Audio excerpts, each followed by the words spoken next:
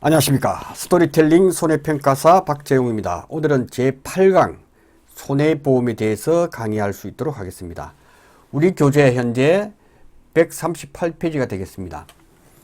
지금 배우는 손해보험에 대해서는 2차 시험에서도 나오는 사항이기 때문에 유심히 잘 보셔야 된다 하는 부분을 말씀을 드리고요. 그리고 동영상 아래에 보시면 더보기가 있습니다. 동영상 아래 더보기를 보시면 5월 10일 날 2차에 대해서 파이널 특강을 진행할 예정으로 이렇게 올려놓았습니다. 참고로 보시기 바랍니다. 지금 1차 준비하면서 2차도 동시에 준비를 하셔야 무난하게 시험을 볼 수 있다는 말씀을 드리고요. 그래서 참고를 해서 먼저 보시기 바랍니다. 자, 이번 말까지 4월 말까지 해서 부지런히 해서 20강 정도는 다 완료할 수 있도록 하겠습니다. 자, 그러면 오늘은 청구권 대위라는 부분에 대해서 먼저 알아보겠습니다. 청구권 대위가 뭘까요? 이 보험자 대위, 제3자에 대해서 보험자 대위다. 이 부분은 2차에서도 시험에 나오기도 했고 꼭 알아야 될 내용이다 이거죠. 그러니까 보험을 보면 축사, 가축을 키우는 이 축사 건물이 있단 말이죠. 축사를 이제 보험에 가입을 했단 말이죠. 축사를 갖다가 운영하는 A 농장에서 보험회사 알파 회사에 보험을 가입을 했단 말이죠. 가축도 가입하고 축사도 가입했단 말이죠. 근데 여기 축사가 여기 이웃집에 있는 축사에서 이제 불이 났어. 옮겨 붙어서 축사가 홀라당 다 타버릴 경우도 있습니다. 자, 이럴 경우에 축사 A가 있는 주인은 이웃인 B라는 사람한테 5천만 원의 피해를 입었다면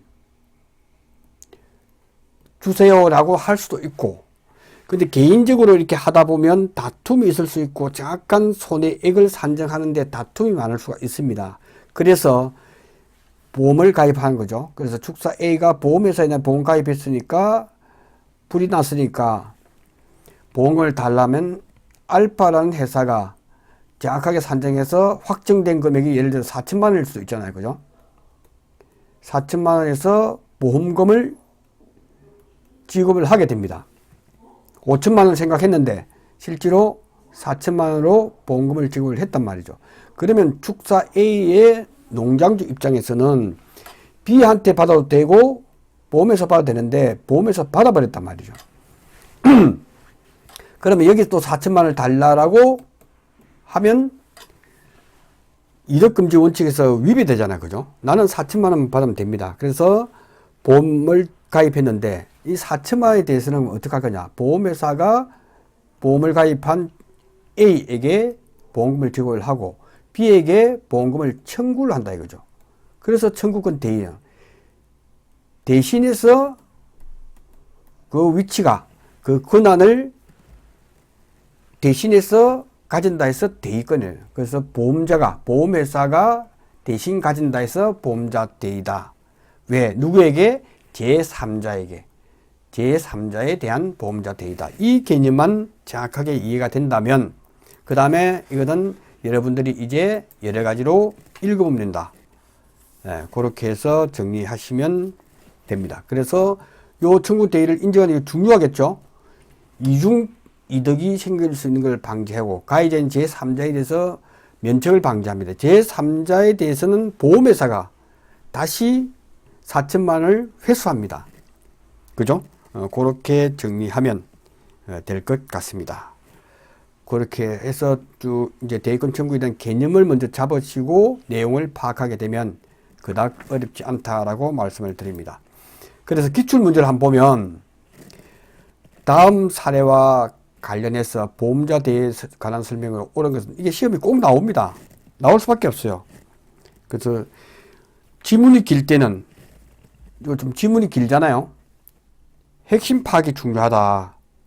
그래서 읽으면서 탁탁탁 시험지는 갖고 나옵니다. 시험지는 갖고 나오니까 마음대로 탁탁탁 동그라미 치고 이렇게 하시면 됩니다. 단 흑색 볼펜, 하고 흑색 볼펜 아니더라도 뭐 컴퓨터 사인펜만 있으면 되죠. 사인펜. 2차 시험 볼 때는 흑색이기 때문에 항상 흑색으로 하는 걸 습관을 좀 들었으면 좋겠다. 이런 부분이고요. 그래서 중과실, 핵심 사항은 중과실, 그 다음에 경과실, 그 다음에 생계를 달리하는 자녀, 생계를 같이 하는 배우자, 이 생계를 같이 한다는 그 부분이 아주 중요하기 때문에 그 부분에 대해서 정확하게 개념을 잡고서 몇 번 읽어보면 그런 부분에 대해서 보험자 대위에 대해서는 개념을 잡아야 되겠구나 하는 부분을 문제를 통해서 해주길 바랍니다. 이런 시험에 단골 손님으로 비슷비슷하게 여러 문제가 나올 수 있기 때문에 그래서 이 부분도 중요하죠. 멸시라는 경우에는 보험 금액을 우리는 보험 가입 금액인데 생략된 겁니다. 그래서 2차 교재에는 보험 가입 금액으로 나오는데 보험 금액은 보험 가입 금액입니다. 그래서 전부가 멸실한 경우에는 보험 가입 금액, 보험 금액의 전부를 지급한 보험자는 그 목적에 대한 피보험자의 권리를 취득합니다. 그러나 보험 가액의 일부, 이때는 보험 가액입니다. 그래서 이 부분 정확하게 체크해서 1번을 유심히 해서 보험 가입 금액, 전부, 피보험자, 그리고 보험 가액의 일부를 보험에 붙인 경우에는 보험자가 취득할 권리는 보험금액의 보험가액에 대한 비율에 따라 한다. 보험가액이라고 하는 것은 몸값이죠, 몸값. 몸값이라는 의미는 그 보험 목적물이 가입할 당시도 있지만 사고 날 당시, 사고 났을 때의 몸값 다르겠죠. 그래서 우리는 전문용어로 나옵니다. 경년감가다는. 경년.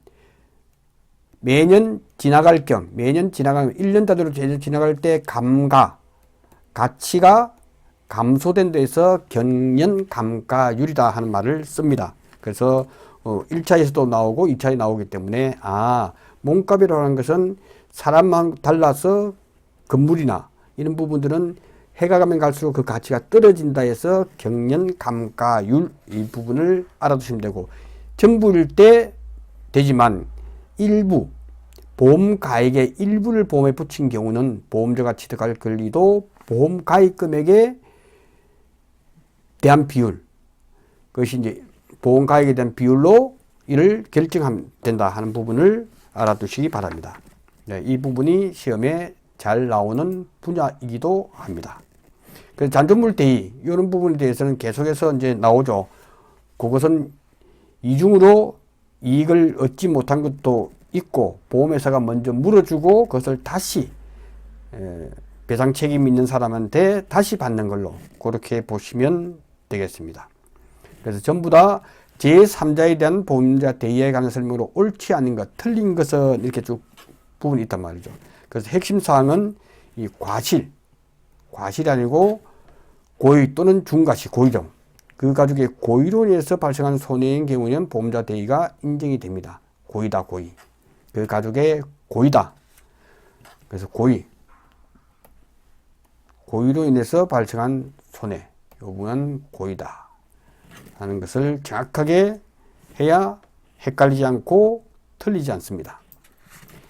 그 다음 쭉 보시면 이 부분 아까 방금 했죠? 들어간 것은 보험의 목적에 전부가 멸실할 경우는 경우에 전부를 지급한 보험자, 전부, 그 다음 보험가액의 일부를 붙인 경우는 보험자가 취득할 권리는 보험금액에 대한 보험가액에 대한 비율 일부. 그래서 전부는 전부고 일부일 때는 비율에 따라서 이를 결정한다 하는 부분이 시험에 자주 나오는 부분이기도 합니다. 자, 그래서 각종 손해보험에 대해서 알아볼 수 있도록 하겠습니다. 꼭 알아야 될 사항이죠. 알아야 될 사항은 보험 계약의 요소 중에서 계약 당사자이기 때문에 계약을 하는 당사자이기 때문에 이는 보험계약의 당사자는 보험자. 보험자라고 하는 것은 보험회사를 이야기한다. 보험회사를 보험자라고 하고, 우리가 개인이 보험을 계약하는 보험료를 내는 사람이죠. 보험료를 내는 사람이 보험계약자다. 그래서 계약의 당사자는 보험자와 보험계약자이다. 이렇게 정확하게 정리를 해 두시면 되겠습니다. 네, 이렇게 하시면 되고요. 나머지는 이제 쭉 읽어보시면 될 부분이기 때문에 통과할 수 있도록 그렇게 하겠습니다. 그 다음 보험증권의 기재사항이 나오는데요. 앞에서 나오는 보험 기재사항 중에서 화재보험증권의 기재사항은 이거 시험에 자주 나옵니다. 화재보험증권에는 손해보험증권의 기재사항 외에 다음의 사항을 기재해야 한다. 다시 말씀드리면 화재보험증권에만 하는 것은 이 세 가지다. 손해보험은 이렇게 크고 화재보험은 이렇게 있잖아요. 그죠? 화재보험. 그 다음에 해상보험. 보험에 여러 가지가 있는 손해보험, 자동차보험, 여러 가지가 있는데 그 중에서 화재보험증권에는 이 세 가지가 들어가고 나머지 전체적인 손해보험증권이니까 공통사항이겠죠. 그죠? 그거는 다음 페이지에 나온다. 그래서 우리가 꼭 알아야 될 것은 바로 화재보험증권의 기재사항은 건물이니까, 화재니까 건물을 보험의 목적으로 한 때는 그 소재지와 구조와 용도, 그죠? 어느 지역에 있고 구조가 철근 콘크리트인지 슬라브 접인지, 그죠? 그런 부분에 대해서 구조와 용도가 중요하겠죠. 왜? 이게 보험료율의 차이가 난다. 보험료율. 그죠? 목재일 수도 있고. 다 다르겠죠. 목재는 불날 위험이 높으니까 보험료가 비싸겠죠. 그래서 소재지와 구조와 용도. 그 다음에 동산을 보험의 목적으로 한 때는 그 존재한 장소의 상태와 용도. 동산을 가입을 할 수도 있고 안 할 수도 있기 때문에. 그래서 동산을 보험의 목적으로 할 때는 그 존재한 장소와 상태와 용도를 갖다가 정확하게 기재를 해야 된다.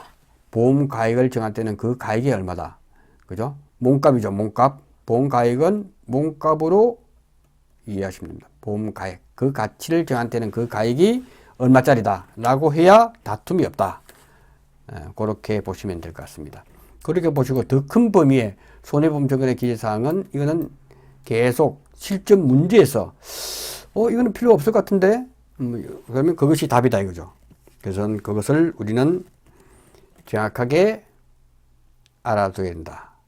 그 다음 화재보험의 면책 사유는 2차 시험에서도 나오기 때문에 유심히 좀 읽어볼 필요가 있다.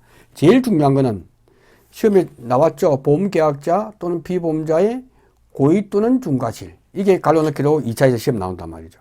보험계약자 또는 피보험자의 고의 또는 중과실로 인해서 생긴 화재. 이렇게 해서 탁탁 나오기 때문에 공부를 유심히 해서 2차도 함께 준비하시기 바랍니다.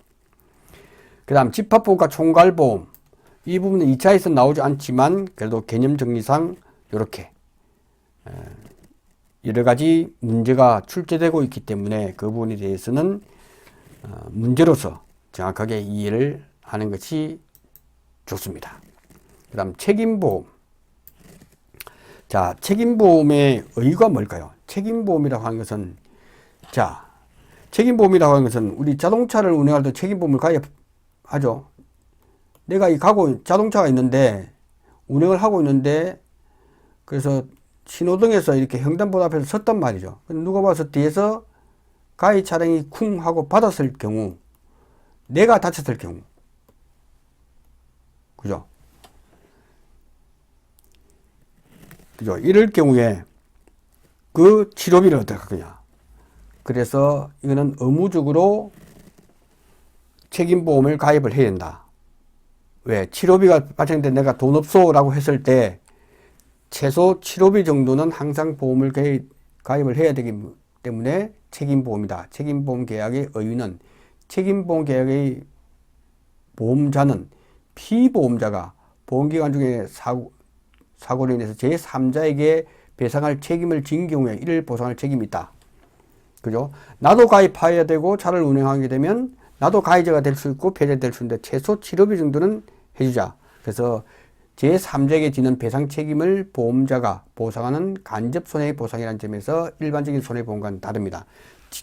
네, 이런 부분에서 기본적 개념을 정확하게 이해를 좀 해야 된다 하는 부분입니다. 자, 이런 것이 미가입 시에는 벌금을 줘야 되겠죠. 차를 운행할 때는 사고가 일어났을 때 그것에 대한 부분을 치료비 정도를 줘야 되는데 제3자에 대해서 배상할 책임이 진 경우에 어떻게 할 거냐. 그래서 산재보험도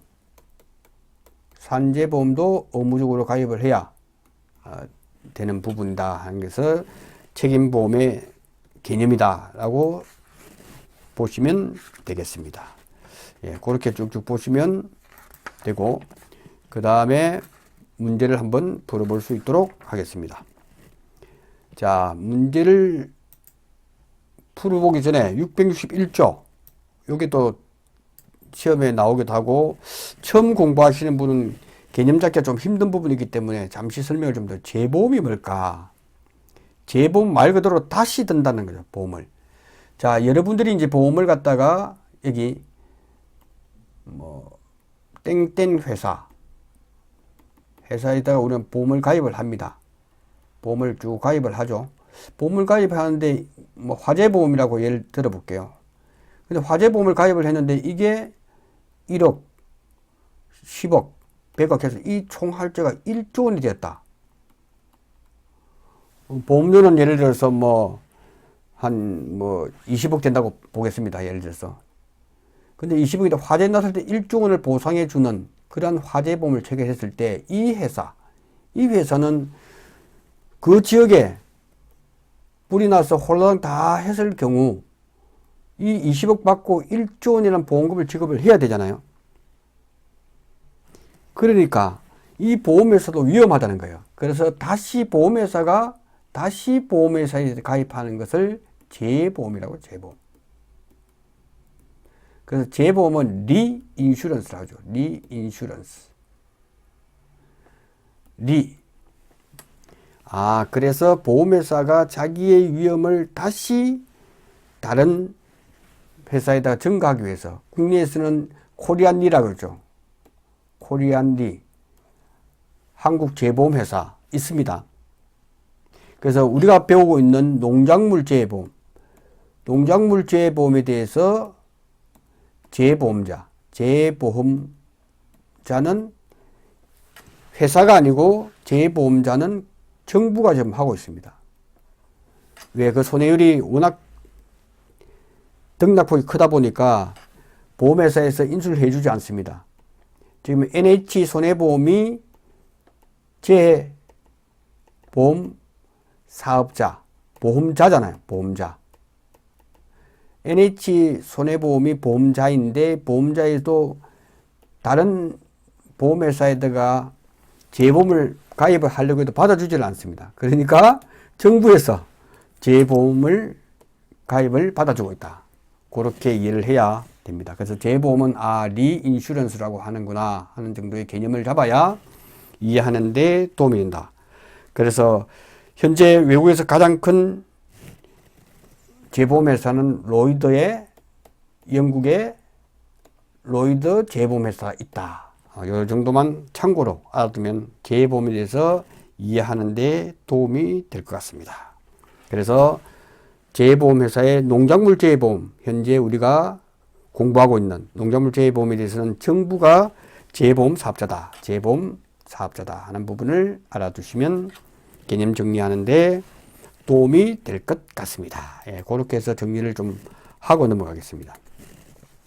자, 문제는 그렇게 어렵지 않습니다. 갑이 자기 소유 건물에 대해서 A보험에서 화재보험을 체결한 경우에 관한 설명으로 옳지 않은 것, 틀린 것을 구하라는 거죠. 그래서 많은 문제를 풀어보는 것이 가장 좋다. 왜? 개념을 정리했더라도 실제로 문제가 나오면 이런 부분에 틀릴 수가 있다.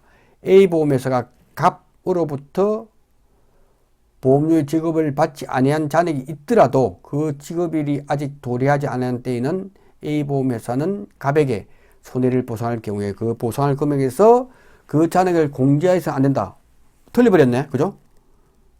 그죠? 그래서 이것이 2차에서도 환급보험료를 구하라고 했을 때 그 미납보험료가 있다면 미납보험료가 10만 원이다. 이렇게 했을 때 지급할 보험금이 100만 원이면 100만 원에서 미납보험료를 빼고 줍니다. 2차에서도 이렇게 되어 있습니다. 90만 원. 환급할 보험료가 있더라도 그래서 이거는 2차와 관련이 있기 때문에 정확하게 개념을 잡아내야 된다 하는 부분을 말씀을 드리겠습니다. 이렇게 해서 정리하시면 좋을 것 같습니다. 그 다음 18페이지 요 집합보험이라는 게 좀 흔하게 우리가 있는 부분이 아니기 때문에 집합보험에 관한 설명으로 옳은 것은 이렇게 나온단 말이에요. 그래서 이 부분도 정확하게 피보험자의 가족의 물건은 보험의 목적에 포함되지 않는 것을 한다. 아니죠. 포함하는 피보험 가족의 물건은 보험의 목적에 포함되지 않는 포함시켜야 됩니다. 이런 부분들을 집합보험에 대한 부분을 잘 알아두시기 바랍니다.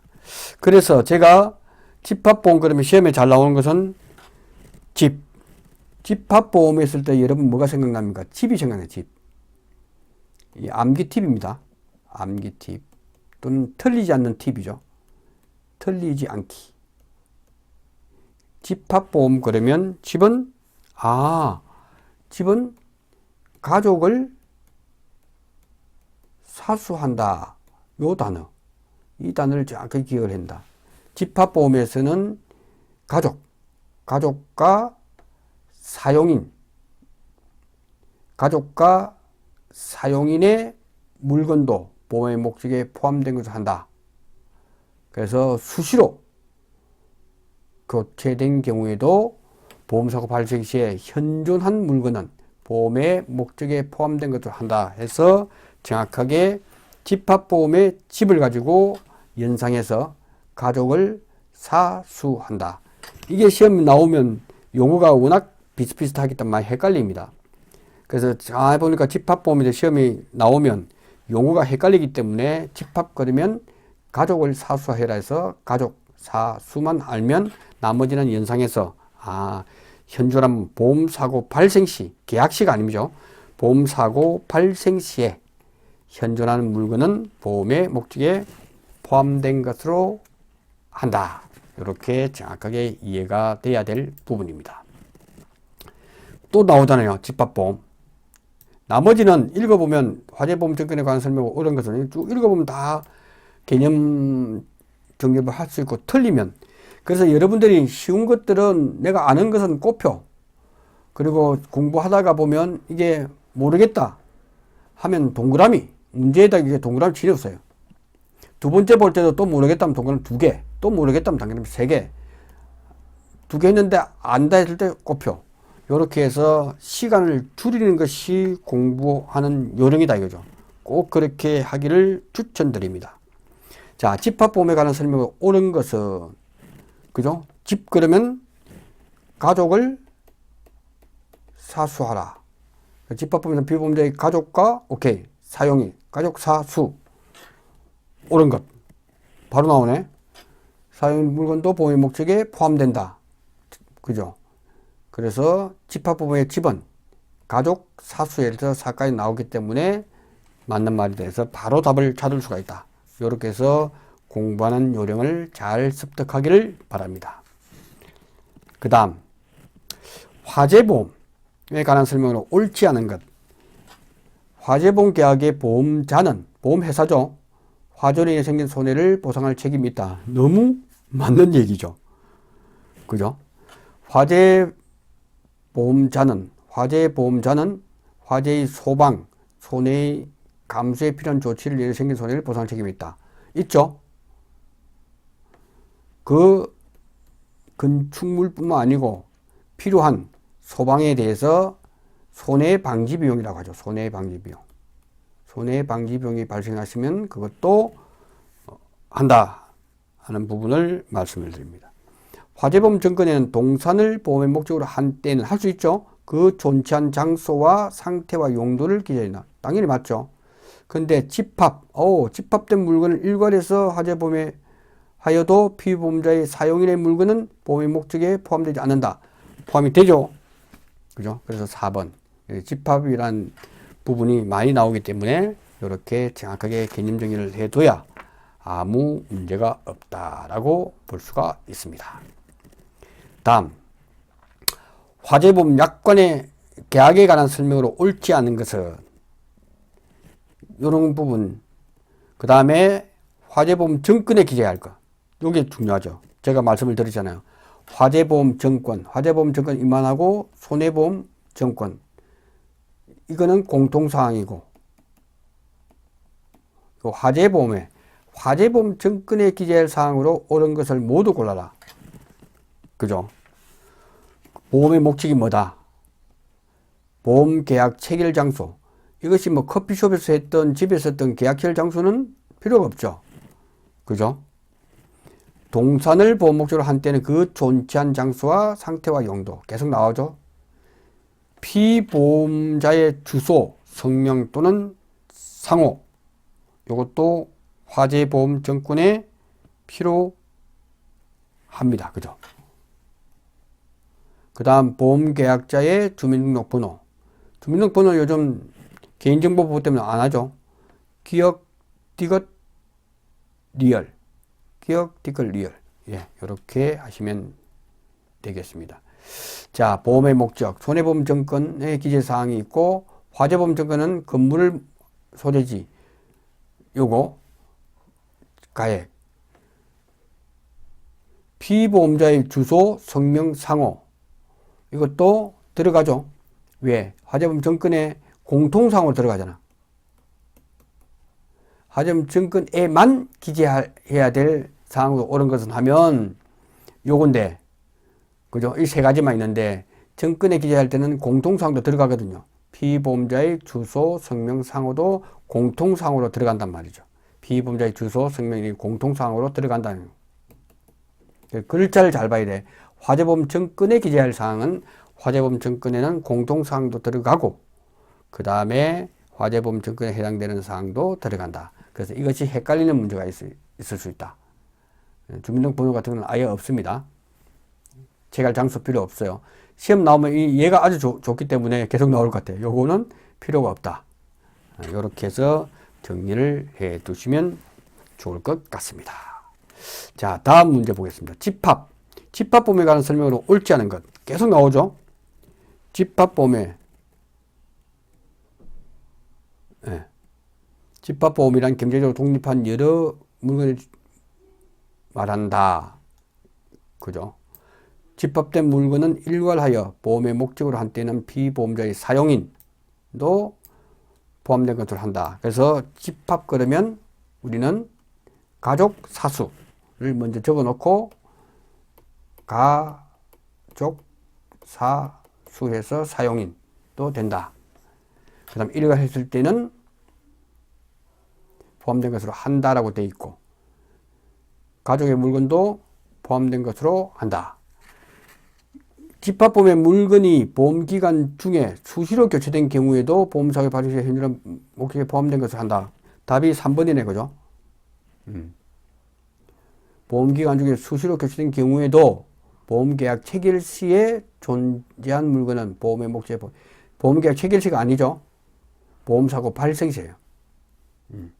보험사고 발생 시에 말이 안 되죠. 보험계약 체결 시에 존재한 물건은 보험의 목적에 포함된 것을 한다. 보험계약 체결이 있었지만 없을 수도 있잖아요. 문제는 보험사고 발생을 기준으로 한다. 이 부분이 핵심이다 하는 부분에서 말씀을 드리겠습니다. 자, 여기까지 하고 8강은 마치도록 하고 잠시 후에 9강으로 이어지도록 하겠습니다. 고맙습니다.